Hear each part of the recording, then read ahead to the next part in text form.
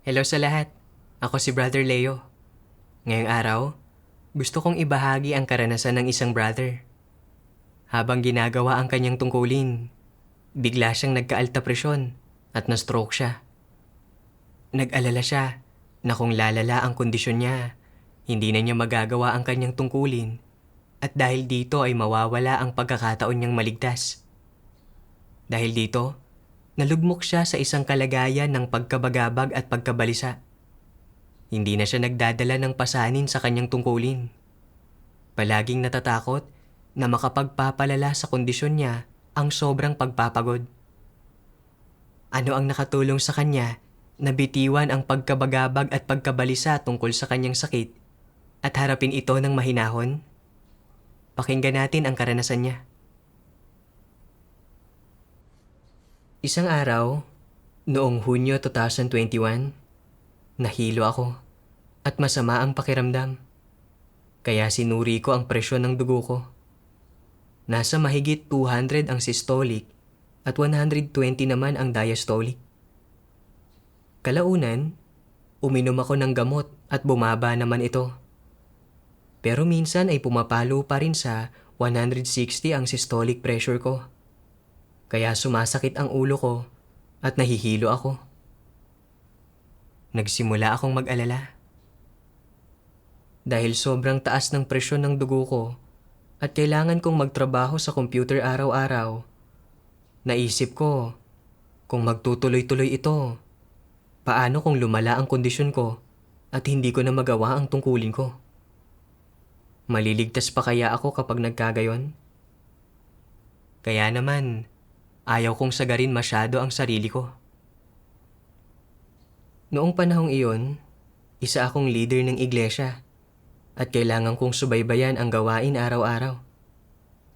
Isa pa, kasi simula pa lang magsanay ng dalawang kapatid na nakakatuwang ko. Kaya kailangan kong magdala ng mas mabigat na pasanin. Nagsimula akong makaramdam ng kaunting paghinanakit. Nag-aalalang lalong patataasin ng lahat ng stress na ito ang presyon ng dugo ko.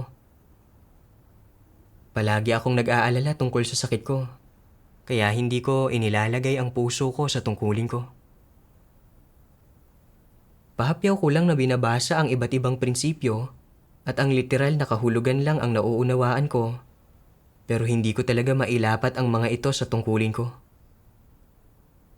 Nang makita kong hindi nagbubunga ng magagandang resulta ang gawain namin, hindi ako tunay na nagsikap na hanapin kung paano lutasin ang mga isyu namin dahil palagi akong takot na kung maglalaan ako ng maraming lakas dito, ay tataas bigla ang presyon ng dugo ko. Noong Pebrero 2023, dahil sa madalas na pagsakit ng ulo at pagkahilo ko, hinimok ako ng brother mula sa pamilyang nagpapatuloy sa akin na magpa-check up sa ospital. Pagkatapos, sinabi sa akin ng doktor na nagkaroon ako ng cerebral infarction at kailangan ng agarang paggamot. Nagbabala siya na kung lumala ito, maaari itong humantong sa pagkaparalisa o maging banta pa sa buhay. Nag-alala ako na kung talagang lumala ito, hindi ko na magagawa ang tungkulin ko. At pagkatapos, hindi ba't mawawala ang lahat ng pag-asa kong maligtas? Gusto ko sanang magpagamot agad, pero nakatanggap ako ng liham na nagsasabing may isang leader ng iglesia na naaresto at naging hudas at na kailangan kong lumipat kaagad. Pagkatapos niyon, hindi na ako naglakas loob na bumalik sa ospital. Kalaunan, nagsimula akong gumawa ng tungkuling nakabatay sa teksto. Isang umaga, sinubukan kong bumangon at bigla akong nakaramdam ng matinding pagkahilo at pagduduwal, kaya hindi man lang ako makatayo. Kinailangan kong humiga ulit. Sa isip-isip ko, may alta presyon na ako at cerebral infarction. Maaari kayang lumala na ang cerebral infarction at nabarahan ang ugat? Gusto ko sanang umuwi para magpagamot, pero tinutugis pa rin ako ng mga pulis. Hindi ako makauwi. Kaya nagdasal ako sa Diyos at binasa ang mga salita ng pagbabahaginan niya tungkol sa kung paano danasin ang sakit. Kinabukasan, medyo nabawasan ang pagkahilo ko. Makalipas ang 2 buwan, medyo nakabawi na ang kalusugan ko. Pero namumuhay pa rin ako sa pag-aalala at pagkabalisa. Natatakot ako na ang labis na paggamit ng isip ay umubos ng lakas ko at magpalala sa kondisyon ko. Kaya ayaw ko nang magbayad ng malaking halaga sa tungkulin ko. Iniraraos ko lang ang mga bagay para matapos ang gawaing hawak ko. Hindi ako masusi sa pagsusuri ng mga artikulo, kaya hindi maganda ang kalidad ng mga napili ko. Noong Abril 2024, sumali si Brother Zheng sa grupo ko para makipagtulungan sa akin. At naramdaman kong gumaan ng kaunti ang pasanin ko. Nang makita ko siya roon, na nakatuon talaga sa tungkulin niya, napuno ako ng inggit. Kung malusog lang sana ako gaya niya, naisip ko. Sobrang lumala ang kalusugan ko nitong nakaraang ilang taon. Hindi lang alta presyon at cerebral infarction. May tinnitus din ako. Madalas akong nahihilo at parang lutang habang ginagawa ang tungkulin ko. Medyo namamanhid din ang kanang braso ko. Baka dahil ito sa mahinang sirkulasyon ng dugo. Mahigit 60 anyos na ako at mahina na rin ang immune system ko. Sa ganitong kalusugan, kung isang araw ay maparalisa ako at hindi ko na magawa ang tungkulin ko, hindi ba't mawawalan na ako ng silbi at mawawala ang pagkakataon kong maligtas at makapasok sa kaharian ng langit? Hindi ba't mawawalan ng saysay ang halagang ibinayad ko at ang pagdurusang tiniis ko sa loob ng maraming taon? Nang maisip ko iyon, medyo nasiraan ako ng loob. Ibinahagi sa akin ni Brother Zheng na kapag humaharap tayo sa sakit, dapat nating hanapin ang layunin ng Diyos. Medyo sumama ang loob ko. Iniisip na imposibleng maintindihan niya ang pinagdaraanan ko. Pero pagkatapos ay naisip ko kung paanong patuloy akong namumuhay sa pagkabalisa at pag-aalala sa loob ng maraming taon dahil sa kalusugan ko, nang hindi man lang inilalagay ang puso ko sa paghahanap sa layunin ng Diyos. Alam kong hindi tama ang kalagayan ko, kaya nagdasal ako sa Diyos. O Diyos, alam kong may layunin ka sa pagdating ng sakit na ito sa akin. Patnubayan mo sana akong maunawaan ang katotohanan at matuto ng aral. Pagkatapos, nagbasa ako ng ilang salita ng Diyos at nagsimula akong medyo mas maunawaan ang kanyang layunin. Sabi ng makapangyarihang Diyos, kapag isinasaayos ng Diyos na ikaw ay magkasakit, ng malubhang sakit man o simple, ang layunin niya sa paggawa nito ay hindi para iparana sa iyo ang lahat ng aspekto ng pagkakasakit, ang pinsalang idinudulot ng sakit sa iyo, ang iba't ibang abala at paghihirap na idinudulot ng sakit sa iyo, at ang iba't ibang damdaming ibinibigay sa iyo ng sakit. Hindi layunin ng Diyos na maranasan mo ang sakit sa proseso ng pagkakasakit. Sa halip, ang layunin niya ay para matuto ka ng mga aral mula sa sakit. Matuto kung paano maarok ang mga layunin ng Diyos. Malaman ang mga tiwaling disposisyon na iyong nabubunyag at ang mga maling saloobing meron ka tungkol sa Diyos kapag ikaw ay may sakit. At matutuhan mong magpasakop sa kataas-taasang kapangyarihan at mga pagsasaayos ng Diyos para magawa mong magkamit ng tunay na pagpapasakop sa Diyos at magawa mong manindigan sa iyong patotoo. Ito ay lubhang mahalaga. Nais ng Diyos na iligtas at linisin ka sa pamamagitan ng sakit. Ano ang gusto niyang linisin sa iyo? Gusto niyang linisin ang lahat ng iyong labis-labis na mga pagnanais at hinihinging ipinapataw mo sa Diyos, at pati na rin ang iba't ibang pagkakalkula, paghuhusga, at plano na ginagawa mo anuman ang kapalit upang makaligtas ka at manatiling buhay. Hindi tinutulutan ng Diyos na gumawa ka ng mga plano. Hindi niya tinutulutan na manghusga ka.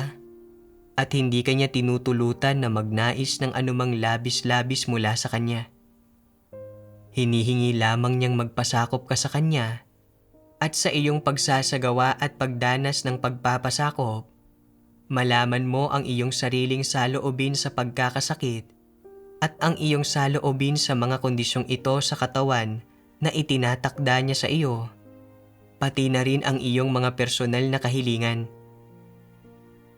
Kapag nalaman mo na ang mga bagay na ito, mapapahalagahan mo na kung gaano kakapaki-pakinabang para sa iyo na inihanda ng Diyos ang mga sitwasyon ng karamdaman o na ibinigay niya sa iyo ang mga kondisyong ito sa katawan. At mapapahalagahan mo kung gaano nakatutulong ang mga ito sa pagbabago ng iyong disposisyon, sa pagkakamit mo ng kaligtasan at sa iyong buhay pagpasok. Kaya nga, kapag sumasapit sa iyo ang karamdaman, hindi mo dapat palaging isipin kung paano mo ito maaalis o matatakasan o matatanggihan.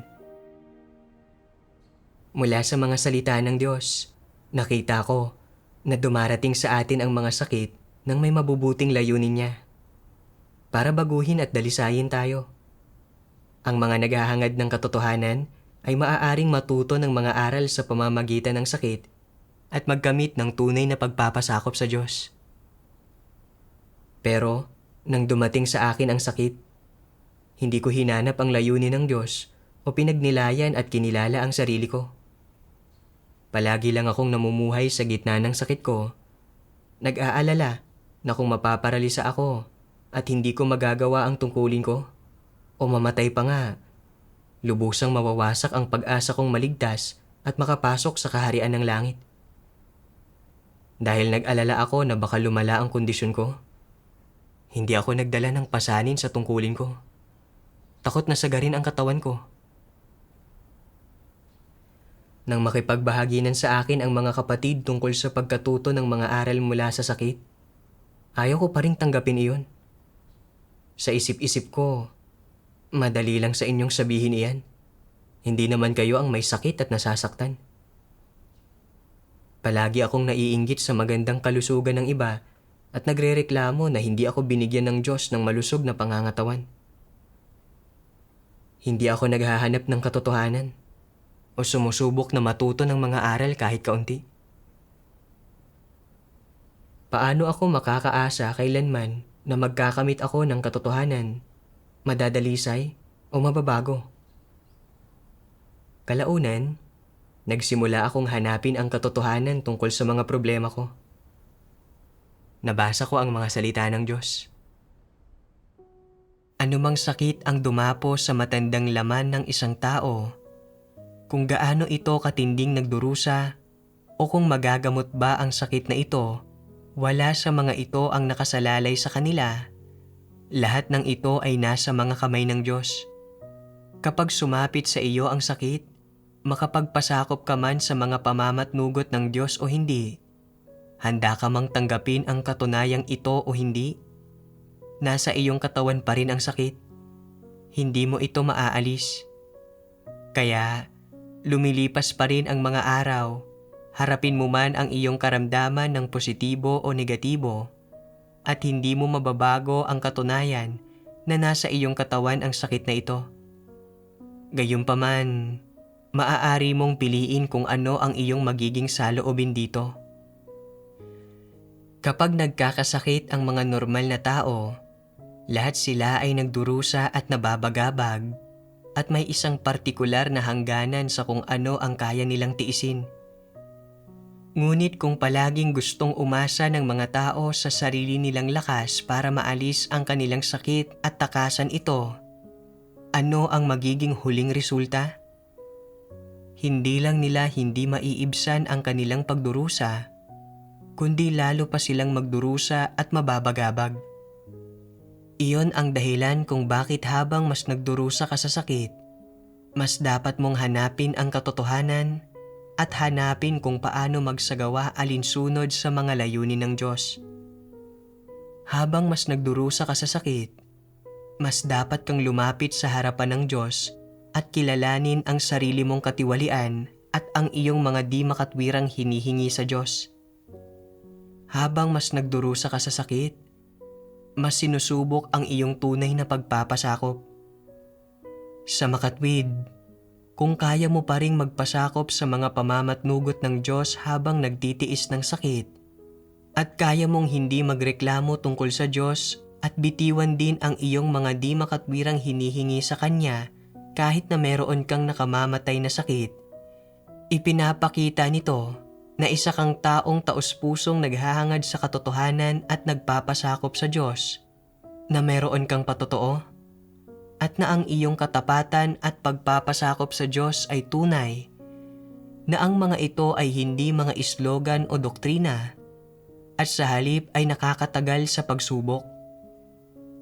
Ito ang dapat isagawa ng mga tao kapag nagkakasakit sila. Kapag nagkakasakit ka, sa isang banda, ito ay upang ibunyag ang lahat ng iyong mga di makatwirang hinihingi, pati na ang iyong mga hindi makatotohanang imahinasyon at kuro-kuro tungkol sa Diyos. At sa kabilang banda, ito ay upang subukin ang iyong pananalig sa Diyos at pagpapasakop sa Kanya. Kung papasa ka sa pagsubok sa mga aspektong ito, meron kang tunay na patotoo at tunay na ebidensya ng iyong pananalig sa Diyos, katapatan sa Kanya, at pagpapasakop sa Kanya. Ito ang nais ng Diyos, at ito ang dapat taglayin at ipamuhay ng isang nilikha. Hindi ba't pawang positibo ang mga bagay na ito? Itinuro ng mga salita ng Diyos ang tamang perspektiba at landas ng pagsasagawa kapag humaharap tayo sa sakit. Ang tunay na manampalataya at magpasakop sa kataas-taasang kapangyarihan at mga pagsasaayos ng Diyos, at huwag subukang alisin ang sakit sa sarili nating paraan. Magdadala lang iyon ng higit pang pagdurusa. Ako mismo ay mayroong kaunting praktikal na karanasan sa mga salita ng Diyos. Nang lumampas sa 200 millimeters of mercury ang presyon ng dugo ko, takot na takot ako. Naisip ko na kung hindi ako tutuon sa pag-aalaga sa sarili ko o kung aksidente akong matumba, baka maparalisa ako o mamatay pa nga. Natakot ako na kung gagamitin ko ng husto ang isip ko sa tungkulin ko, palalalain nito ang kondisyon ko at hahantong sa malulubhang kahihinatnan. Kaya patuloy akong namuhay sa mga negatibong emosyon ng pagkabagabag at pagkabalisa. Nagdulot ito ng matinding pressure at pagdurusa sa katawan at isip ko at nakaapekto sa tungkulin ko. Hindi ba't ang lahat ng ito ay dahil wala akong kaalaman sa kataas-taasang kapangyarihan ng Diyos? Ang totoo, malubhaman o hindi ang kondisyon ko, o kung kailan ako maaaring mamatay, wala sa mga iyon ang mababago sa pamamagitan ng pag-aalala o pagkabagabag. Ang lahat ng ito ay nasa ilalim ng kataas-taasang kapangyarihan at mga pagsasaayos ng Diyos. Halimbawa, matapos akong magkaroon ng alta presyon, may 1 linggo na 2 beses akong nahulog sa bisikleta at talagang masama ang pagkakabagsak ko. Noong oras na iyon, naisip ko, naku, ito na, malamang ay mapaparalisa na ako. Pero lumabas na nagkaroon lang ako ng kaunting mga gasgas. Hinding-hindi ito kasing lala ng inakala ko. Hindi ba't proteksyon iyon ng Diyos? Kailangan kong baguhin ang maling perspektiba ko at harapin ng tama ang sakit ko. Dapat akong magpagamot kapag kailangan. Pero kung gagaling ako, o kung mabubuhay ako o mamamatay, hindi ako maaaring gumiit sa Diyos. At siguradong hindi ako dapat magkaroon ng maling pagkaunawa sa Kanya o magreklamo tungkol sa Kanya. Kailangan kong magpasakop sa kataas-taasang kapangyarihan at mga pagsasaayos ng Diyos. At sa gitna ng sakit, mas hanapin ang katotohanan at magnilay at kilalanin ang sarili ko. Iyon lang ang tanging paraan para magkaroon ng tunay na mga pakinabang. Pagkatapos, Ipinagpatuloy ko ang pagninilay sa ugat na dahilan kung bakit ako namuhay sa mga negatibong emosyon. Nabasa ko ang mga salita ng Diyos. Nananampalataya ang lahat ng tao sa Diyos para makakuha ng mga pagpapala, gantimpala, at korona. Hindi ba't bawat tao ay may ganitong intensyon sa puso? Sa realidad, mayroon ang bawat tao. Isa itong katunayan. Bagamat hindi ito madalas tinatalakay ng mga tao at pinagtatakpan pa nga ang kanilang intensyon at pagnanais na magtamo ng mga pagpapala, ang pagnanais na ito, ang intensyon at motibong ito sa kaibuturan ng puso ng mga tao ay hindi kailanman natinag.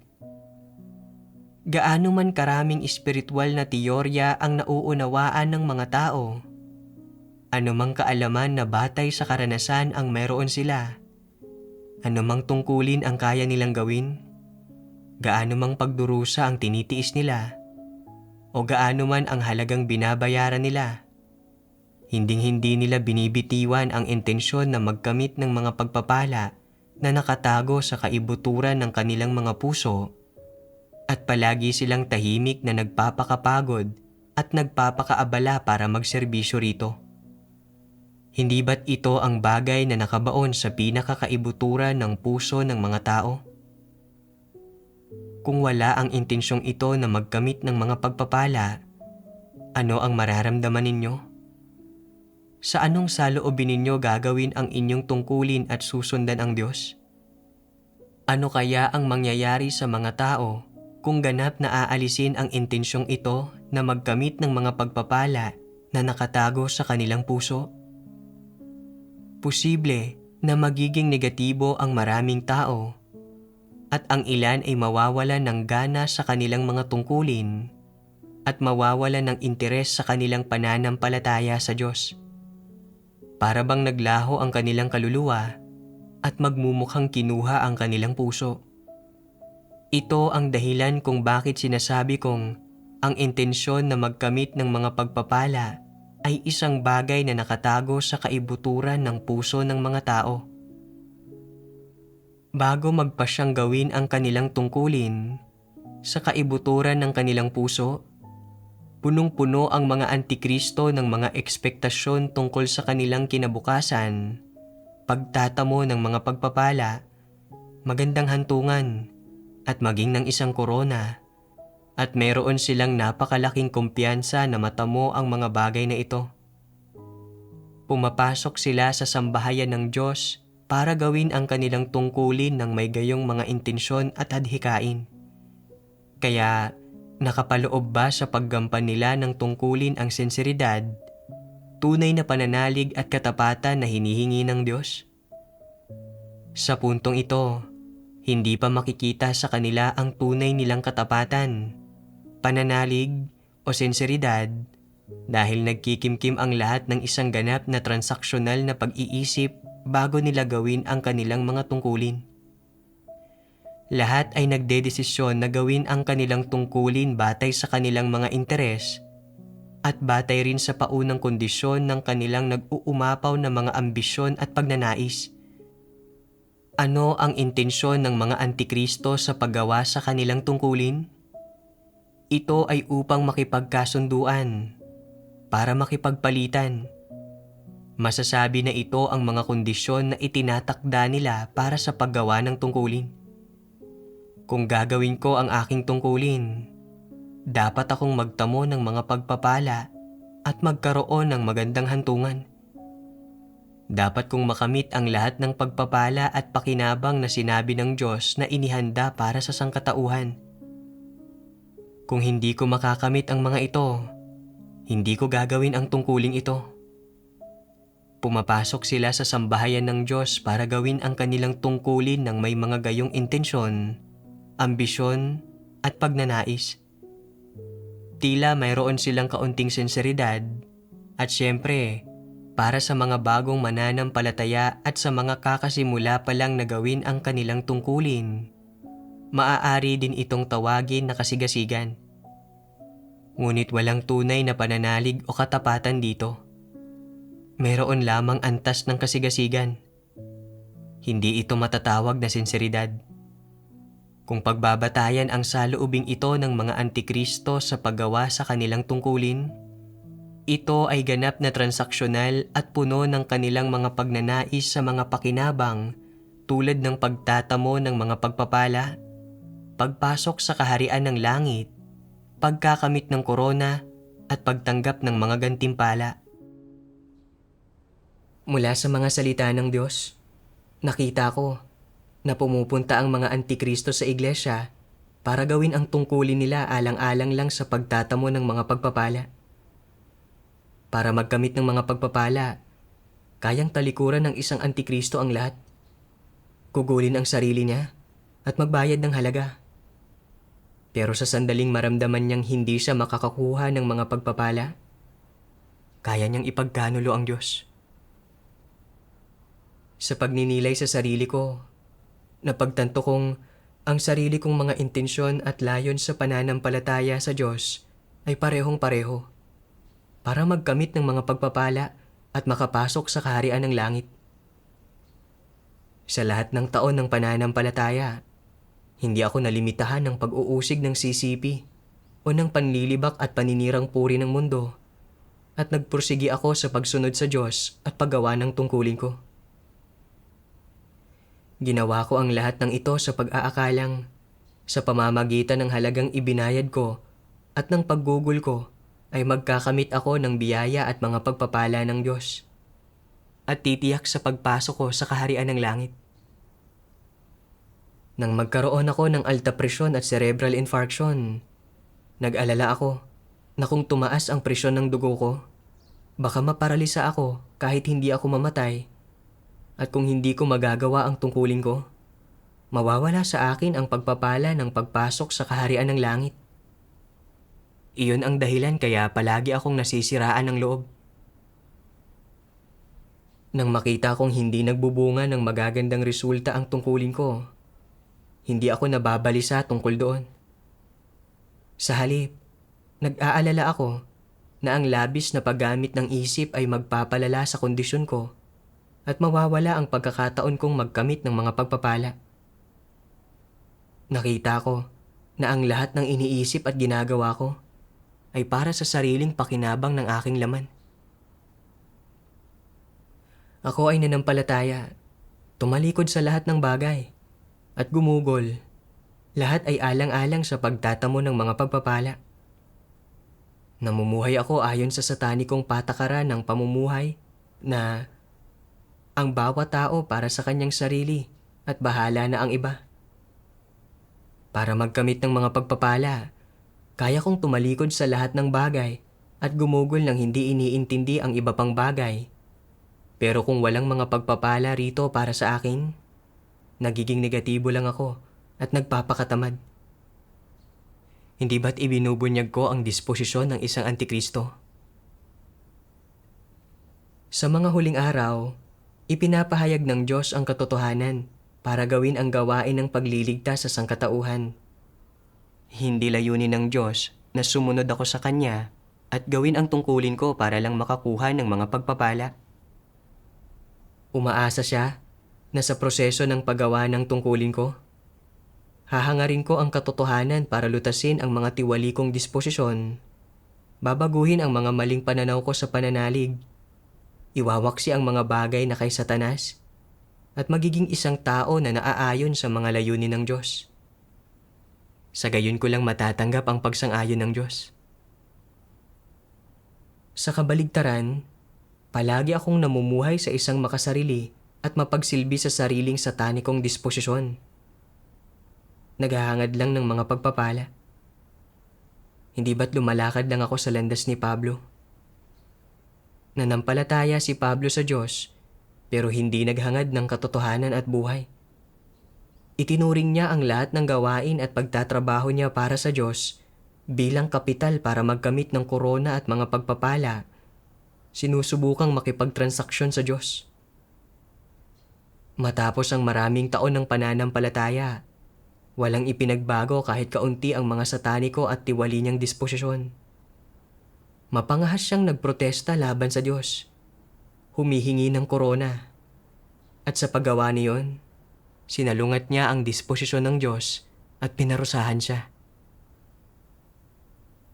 Kung nananampalataya ako sa Diyos pero hindi ako naghahangad ng katotohanan at buhay, at palaging naghahangad ng mga pagpapala at sinusubukang makipagtawaran sa Diyos, parurusahan din ako kung hindi ako magsisisi. Nang mapagtanto ko ang mga kahihinatnan ng pagpapatuloy sa landas na ito, nagdasal ako sa Diyos. O Diyos, alam kong nasa likod ng sakit na ito ang iyong mabubuting layunin. Ito ay para ibunyag at iligtas ako.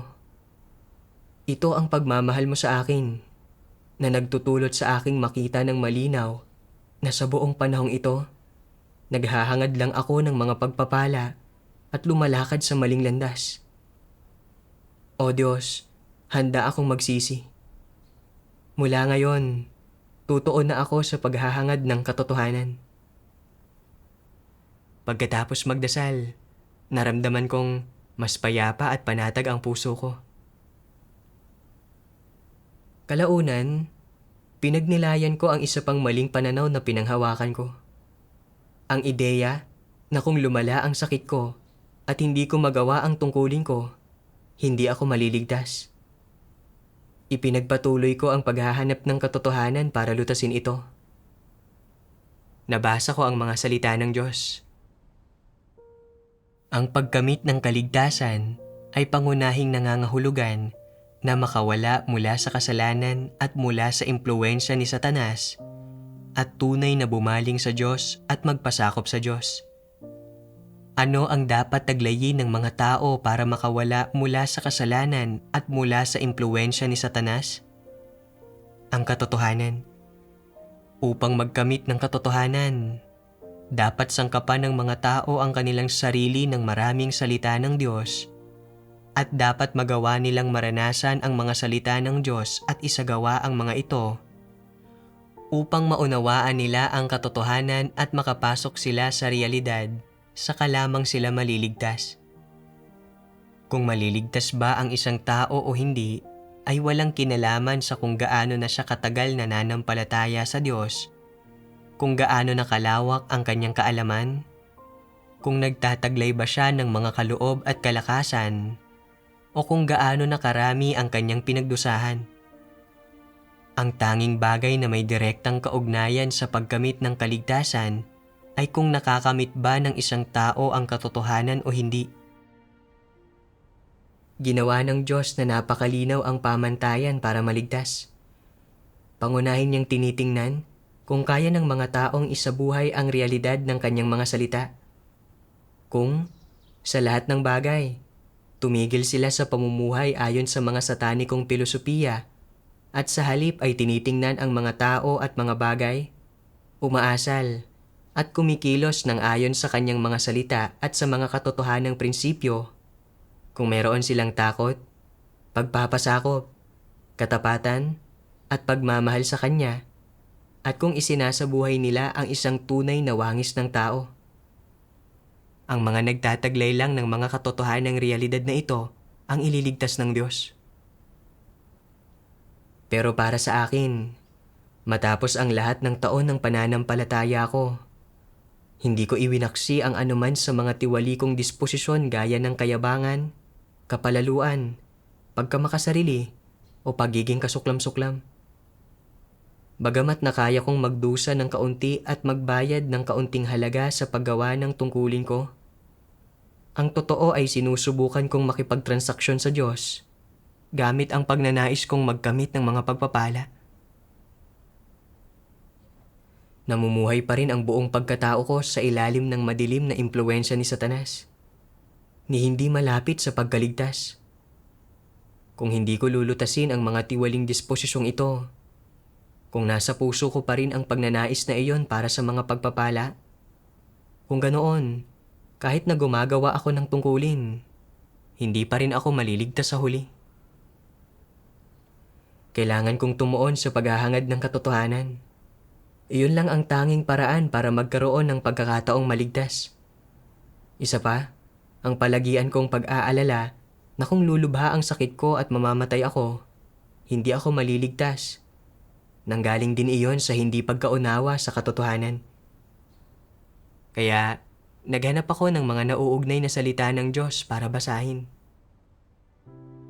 Sabi ng makapangyarihang Diyos, kung sa sandaling babawiin na ang iyong buhay, panatag ka, bukal ito sa loob mo, at nagpapasakop ng walang anumang reklamo, pakiramdam mo ay natupad mo na ang iyong mga responsibilidad, obligasyon at tungkulin hanggang sa huli, at nagagalak at payapa ang iyong puso. Kung papanaw ka ng ganito, kung gayon, para sa Diyos, hindi ka talaga pumanaw. Sa halip, nabubuhay ka sa ibang dimensyon at sa ibang anyo. Ang tanging nangyari ay nagbago ang kalagayan ng iyong pag-iral. Hindi ka tunay na patay. Sa paningin ng tao, napakabata pang namatay ng taong ito. Nakakaawa naman. Pero sa mga mata ng Diyos, hindi ka namatay o humayo para magdusa. Sa halip, humayo ka para tamasahin ang mga pagpapala at lalo kang napalapit sa Diyos. Ito ay dahil, bilang isang nilikha, pasok ka na sa pamantayan ng paggampan ng iyong tungkulin sa paningin ng Diyos. Natapos mo na ang iyong tungkulin at hindi na kailangan ng Diyos na gampanan mo pa ang tungkuling ito sa hanay ng mga nilikha. Para sa Diyos, ang pagpanaw mo ay hindi tinatawag na pagpanaw. Ikaw ay kinuha, dinala palayo, o inakay, at isa itong mabuting bagay. Mula sa mga salita ng Diyos, naunawaan ko na ang ilang tao, habang nabubuhay sila, ay nakakayang panghawakan ng matibay ang tungkulin nila anuman ang harapin nila. Pag-uusig man, kapighatian, pagpapahirap ng sakit, o kahirapan sa pera, nang hindi nagrereklamo tungkol sa Diyos o nagkakanulo sa Diyos. Ang gayong mga tao ay nagbigay ng tunay na patotoo. Kahit na mamatay ang laman nila, ang totoo ay kinukuha sila ng Diyos para mabuhay sa ibang dako. Palagi akong nag-aalala na ang pagkamatay ay nangangahulugan ng pagkawala ng pagkakataon kong maligtas. Pero ang realidad, ang kalalabasan ng isang tao pagkatapos mamatay ay pinagpapasyahan ng saloobin niya sa Diyos at sa katotohanan habang nabubuhay siya. Naisip ko si Job, naniwala siya na ang Diyos ang may kataas-taasang kapangyarihan sa langit at lupa at lahat ng bagay. Sa buong buhay niya, sumunod siya sa Diyos at lumakad sa daan ng pagkatakot sa Diyos at pag-iwas sa kasamaan. Nang harapin niya ang kamatayan, wala siyang pag-aalala o takot. Dahil naniwala siya na ang Diyos ay may kataas-taasang kapangyarihan at nagsasaayos ng buhay at kamatayan ng isang tao. Sa makatwid, nakaya niya itong harapin ng mahinahon. Si Job ay isang taong may takot sa Diyos at umiwas sa kasamaan. Nanindigan siya sa patotoo sa panahon ng mga tukso ni Satanas at kahit namatay siya, iniligtas siya ng Diyos. Dahil hindi ko naunawaan ang katotohanan at hindi ko matarok ang mga usapin tungkol sa buhay, kamatayan at kaligtasan, palagi akong nag-aalala na ang pagkamatay ay nangangahulugang hindi ako maliligtas. Napakahangal ko. Sa realidad, kahit nabuhay ako, kung hindi ako naghahangad ng katotohanan, hindi lumalakad sa daan ng pagkatakot sa Diyos at pag-iwas sa kasamaan, at sa pananalig ko sa Diyos ay tumatalikod ako at gumugugol ako ng sarili para lang makakuha ng korona at mga pagpapala. Kung ganoon, sa mga mata ng Diyos, walang pagkakaiba ang pagiging buhay o patay ko. Wala itong kinalaman sa kaligtasan. Iyon ay dahil ang gayong paggugol ay para sa pakinabang ng laman. Makasarili ito at hindi tumutupad sa tungkulin at responsibilidad ng isang nilikha. Ngayon, binibigyan pa rin ako ng Diyos ng pagkakataong mabuhay. Hindi na ako maaaring lamunin ng mga alalahanin tungkol sa buhay, kamatayan, o mga pagpapala. Habang nabubuhay ako, dapat akong taimtim na maghangad ng katotohanan at gawin ng maayos ang tungkulin ko bilang isang nilikha para palugurin ang Diyos. Iyon ang dapat kong alalahanin at pagtuunan ng pansin ng higit sa lahat. Sa pamamagitan lang ng pagtatamo ng katotohanan at pagsasabuhay ng katotohanang realidad, magkakaroon ng galak at kapayapaan ang puso ko. Saka lang ako hindi matatakot sa kamatayan. Sa ngayon, sumasakit pa rin ang ulo ko at nahihilo kapag matagal kong ginagawa ang tungkulin ko. Pero hindi na ako masyadong namumuhay sa gitna ng sakit. Kung sumakit ang ulo ko, nagpapahinga ako sandali. Sa pang-araw-araw na buhay ko, sinusubukan ko ring mag-ehersisyo ng higit pa. At hindi na ako nag-aalala o nababalisa tungkol sa kung ano ang mangyayari sa katawan ko at kung mabubuhay ba ako o mamamatay. Sa bawat araw na nabubuhay ako, gagawin ko ang tungkulin ko sa abot ng aking makakaya. Salamat sa Diyos. Diyan nagtatapos ang artikulo. Kung may nakamit kayo mula rito, huwag mag-atubiling ibahagi ang inyong mga saloobin sa comment section sa ibaba. Hanggang sa muli.